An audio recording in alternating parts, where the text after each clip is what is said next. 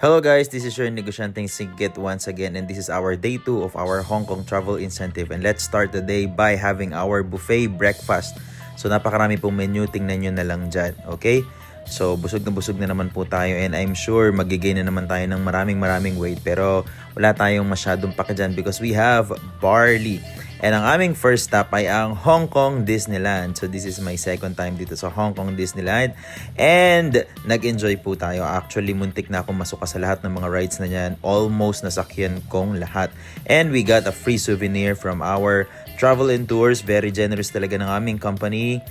And ayan na po yung start ng ating mga rides. Hindi ko na i-video lahat kasi medyo nakakapagod and baka malaglag pa yung cellphone ko sa pag-rides. Meron din mga free snacks, and na nakakatuwa ay kumpleto po tayo ng ating meal. So ito po ang aming lunch. So yung lunch namin ay sumptuous lunch, sobrang sulit and sobrang busog na busog ka.